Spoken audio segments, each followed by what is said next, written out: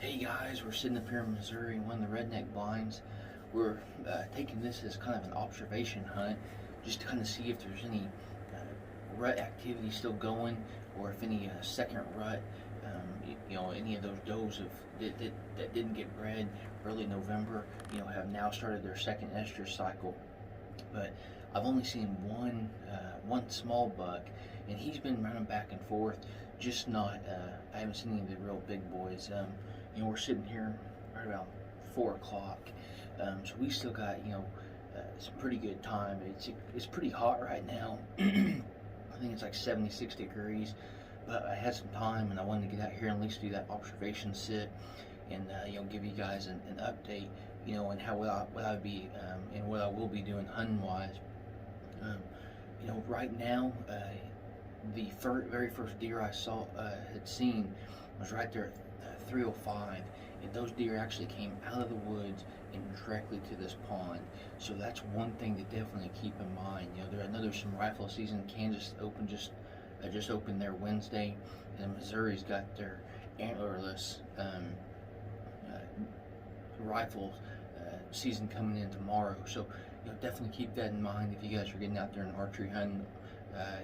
Wear your hunter safety, your orange, just so everybody kind of knows, if they do see you, and you don't end up having some sort of an accident there. But right now, I'll be doing some observation sits like this one, but a lot of the times what I'll be doing is just letting these K-Link cameras do a lot of the work for me. And I know I've got several 5.5-year-old deer still sticking around on some of the properties. It's just going to be, I may only have 1 or 2 opportunities for the remainder part of the season, to be able to get on these deer. So, I don't want to just go in there at any point in time. I've really got to make a good strategy on some of these deer. Typically what I'll do is once I have a mature buck that I'm wanting to harvest back on camera, or maybe a new deer on camera, I'll actually sit back, wait, let that deer. Typically, what will happen is those deer will either get up early in the morning, or 30 minutes to an hour after dark. And if you'll watch them and not pressure those deer, what those deer, most of them will, is they'll end up getting a little closer and closer and closer as those temperature drops, increase. So what I'm getting at there is, if you do have a mature deer on camera, try to wait and go in there on the day before that cold front. That way, what's going to end up happening there is, if you haven't already bumped that deer out, you ought to be able to get in there, and that deer will probably be in there even earlier than what you've seen him in the past. So, same goes for the water holes. If you don't have a food source, water would be my biggest thing. I have seen some deer still eating, off the ground there. I imagine they probably got some late acorns, if they're finding. But like, I'm sitting over here looking at one of my 40-gallon water things, and 2 weeks ago the thing was almost full, and I can't even see the water right now. So those deer just flat hammered this water. They've still been coming in here. I've got I'm seeing some clover and still a lot of the winter rye coming up in this particular food plot. So the deer have been in here every single evening. Do have a couple new faces, but I think they're pretty young.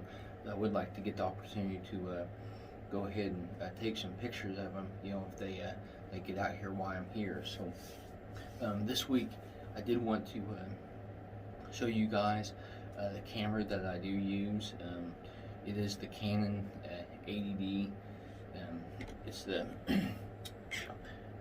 EOS model, and I roll with a Sigma 150 by 500 lens when you see those real up and close pictures.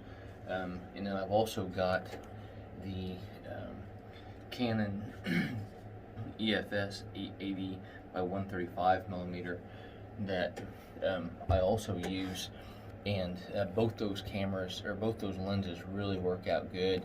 The 18 135 That's the one I'll use when I'm up in the tree stand. And then the big lens is typically the one I'll use on anything past 30 yards and out on a typical shot. As the big rednecks, or if I'm on the ground, rifle hunting. So we got some good Browning trail cameras videos to show you guys this week. Hopefully you guys had a great Thanksgiving, and like always, hopefully you guys are getting out there in nature, and best luck on your upcoming hunt.